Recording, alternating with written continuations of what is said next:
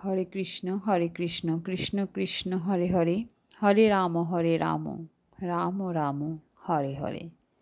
নমস্কার বন্ধুরা, আরেকটি নতুন ভিডিও নিয়ে চলে আসলাম আমি। জীবনে খারাপ সময় আসে নিজেদেরই কারণে, তাই কিছু কিছু কাজ আছে যেগুলি আমাদেরকে মেনে চললে হয়তো আমাদের সংসারে অনেকটা পরিবর্তন লক্ষ্য করা যাবে। কথায় আছে, সংসার সুখের হয় রমণীর গুণে, সোনার সংসার ধ্বংস হয় নারীরই গুণে। তো আজ আমি শুধু নারীর কথা বলবো না। একটা সংসার গড়ে তোলার পেছনে নারী পুরুষ দুজনেরই সমান অধিকার। কারুর বেশি অধিকার, কারুর কম অধিকার এটা বললে আমাদের হবে না। নারী পুরুষ সমান তালে এগিয়ে চললেই একটা সংসার সুন্দর হয়, পরিবর্তন হয়। তাই সংসারে যদি কখনো কোনো দুর্দশা বা দুরবস্থা বা অভাব অনটন লেগে থাকে, এতে স্বামী স্ত্রী দুজনকেই সংসারের হালটা ধরতে হবে। সেই সংসারের হালকে ফিরিয়ে আনতে বা আমাদের ভবিষ্যৎটাকে সুন্দর করতে আমাদের সামান্য কিছু নিয়ম কানুন মেনে চললেই হবে, যেগুলি মানতে আমাদের পয়সা খরচ হয় না বা আমাদের কঠোর পরিশ্রমও করতে হয় না। শুধু একটু নিয়ম করে চললেই হতে পারে আমাদের জীবনের এক আমূল পরিবর্তন। তো কি সেই পরিবর্তনগুলি, চলুন জেনে নেওয়া যাক। প্রথমে বলবো ভাঙা পাত্র। যেমন কারুর ঘরে, অনেকের ঘরেই দেখবেন ভাঙা বাসন ব্যবহার করছে। এসব ব্যবহার করা একদমই ভালো না।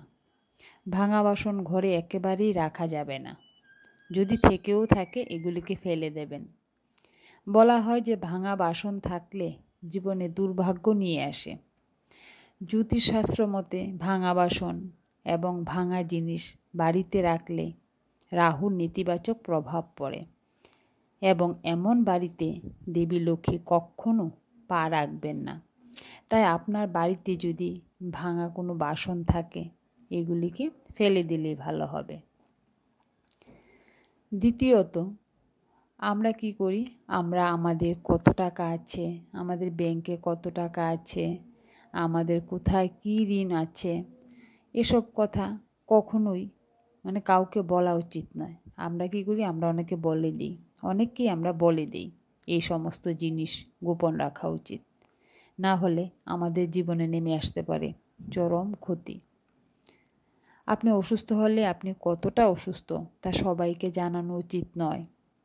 আপনার অসুস্থতা, আপনার কী রোগ, আপনার দুর্বলতা সম্পর্কে কাউকে বলবেন না। এইগুলি কেবল তাকেই বলুন যাকে বলা প্রয়োজন। দান ও পুণ্য সবসময় গোপন রাখা উচিত। দান ও পুণ্য গোপন রাখলেই ফল পাবেন। গোপনীয় দান দেবতাদের চোখের সামনে থাকে। আপনি কখন, কোথায় এবং কতটা দান করলেন তা কখনোই কাউকে বলতে যাবেন না, তাহলে এই দানের কোনো পুণ্য লাভ হবে না। নারীদের সম্মান করুন। আমি পুরুষদের বলছি, নারীদের সম্মান করুন। যারা ঘরে বা বাইরে মহিলাদের অপমান করে তাদের প্রতি মা লক্ষ্মী এবং ভাগ্য উভয়ই রেগে যান। প্রাচীনকাল থেকেই বলা হয়ে থাকে নারীরা ঘরের লক্ষ্মী, তাই তাদের সম্মান করলে ঘরে সুখ, শান্তি ও আশীর্বাদ ফিরে আসে। আপনারা কলম কাউকে দেবেন না। কলম এমন একটা জিনিস, এটা কখনো নিজের ব্যবহৃত কলমটা কখনো কাউকে দেবেন না। বলা হয় এতে আপনার আর্থিক ক্ষতি হতে পারে। অতএব আপনি যদি আপনার ব্যবহার করা কলম কাউকে দেন তাহলে এবার থেকে সাবধান হয়ে যান, কারণ আপনার ব্যবহার করা কলম কাউকে দেবেন না। প্রয়োজন হলে আপনি একটা অন্য কলম দিয়ে দিন। সাধারণত আমরা আমাদের কাছে একটা কলম রাখি না, 2-3টে করে কলম রাখি, কোনো কারণে কোনো প্রবলেম হলে যেন আরেকটা নিতে পারি। তাই বিশেষ করে আপনি যে কলমটা ব্যবহার করবেন সেটা কখনো কাউকে দেবেন না।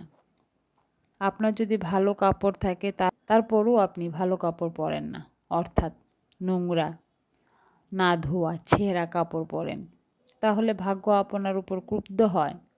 জ্যোতিষ মতে এতে দেবী লক্ষ্মী ক্ষুব্ধ হন এবং অর্থের ক্ষতি হয়। এছাড়াও জ্যোতিষীদের মতে চুরি করা পোশাক পরলে আপনার ভাগ্য চুরি হয়ে যায়। প্রকৃতপক্ষে পোশাক শুক্রের কারক এবং চুরি করা পোশাক পরলে শুক্র এবং দেবী লক্ষ্মী উভয়ই রাগ হয়ে যান। আমরা ভাত খেয়ে কী করি? এঁটো হাত দিয়ে রান্নাঘরের অন্যান্য পাত্রগুলিকে স্পর্শ করি, কিন্তু জ্যোতিষশাস্ত্রে বলে দিয়েছে যে এঁটো হাতে রান্নাঘরের সব বাসন স্পর্শ না করতে। পরিষ্কার করে না রাখলে ঘরে উন্নতি আসে না। এঁটো হাতে কখনো কোনো কিছু ধরা নিষেধ। এঁটো হাতে ধরলে মা লক্ষ্মী রুষ্ট হন। সংসারে আর্থিক অনটন সবসময় লেগেই থাকে। কখনো কারোর কাছ থেকে বিনামূল্যে কিছু নেবেন না। কথিত আছে যে কারোর কাছ থেকে বিনামূল্যে কোনো জিনিস বা সেবা নেওয়া উচিত নয়। জ্যোতিষশাস্ত্র অনুসারে কারোর কোনো জিনিস বা সেবা বিনামূল্যে না নিয়ে এর মূল্য দিতে হবে। এটি করলে দুর্ভাগ্য আসে এবং হঠাৎ আপনার সম্পদ কমতে শুরু করে। এর জন্য দরিদ্রদের খাওয়ানোর চেষ্টা করুন এবং তাদের ভালো কাপড় দান করুন। যদি কোনো অতিথি বা আত্মীয় আপনার বাড়িতে আসে, তাকে কখনোই আপনার বাড়ির পূজা ঘর দেখাবেন না। আমরা সবসময় কী করি? কেউ আসলেই ওদেরকে নিয়ে আমাদের ঠাকুরঘরটা আগে দর্শন করাই, কারণ এটা আমাদের প্রিয় স্থান। এই জায়গাটা আমরা সবাইকে দেখাতে চাই যে আমাদের গোপাল কী করছে, আমাদের গুরুদেব কী করছে, এসব আমরা দেখাই। আপনি কিভাবে পুজো করেন, আপনি কার পুজো করেন, এই সমস্ত বিষয় গোপন রাখুন। এরূপ করলে আপনার পূজা ও গুরু দীক্ষা বৃথা হয়ে যায় এবং আপনার বাড়িতে আশীর্বাদ আসে না। ঋণ নিলে অবশ্যই তা পরিশোধ করুন। অন্যের কাছ থেকে টাকা ধার নিলে অবশ্যই তা পরিশোধ করতে হবে।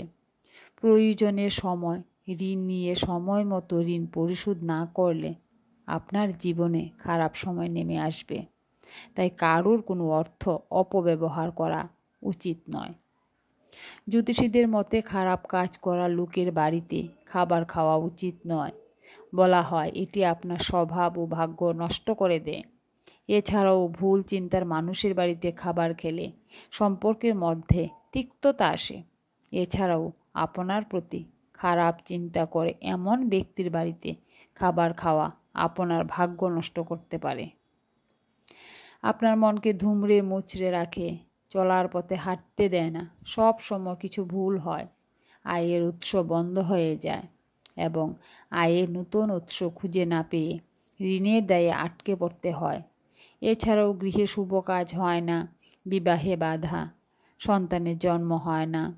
সমস্ত দেবতা আমাদের ছেড়ে চলে যান, ইষ্ট দেবতা এবং পূর্বপুরুষেরাও আমাদের ছেড়ে চলে যান।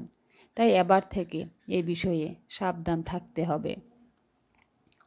যখন আমরা জ্ঞাতসারে বা অজ্ঞাতসারে কোনো দরিদ্র বা অসহায় ব্যক্তির হৃদয়ে আঘাত করি, তারা আমাদের সরাসরি কোনো ক্ষতি করতে পারে না।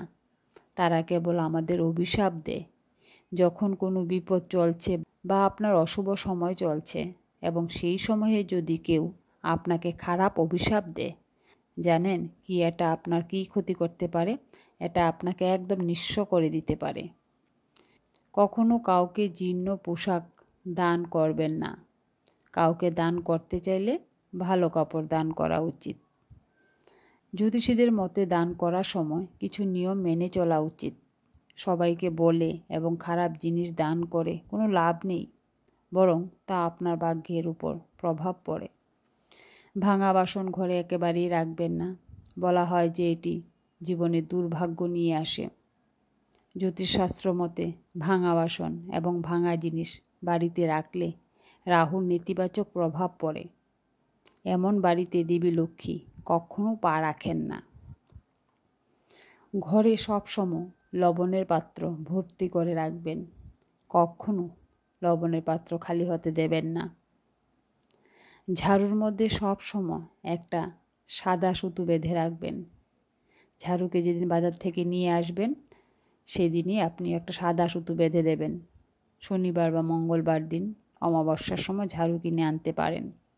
এতে আপনার বাড়িতে নেতিবাচক সব পালাবে এবং পজিটিভ আপনার ঘরে চলে আসবে এবং আপনার সংসার সুখ সমৃদ্ধিতে ভরে উঠবে। আপনি ভাববেন যে সঙ্গে সঙ্গে হয়ে যাবে, না, ধৈর্য ধরুন, আস্তে ধীরে দেখবেন আপনার সংসার সুন্দর হয়ে যাচ্ছে। তো বন্ধুরা, টিপসগুলি কেমন লাগলো অবশ্যই কমেন্টস করে জানাবেন, পাশে থাকবেন। হরে কৃষ্ণ কৃষ্ণ কৃষ্ণ হরে হরে, হরে রাম রাম রাম হরে হরে।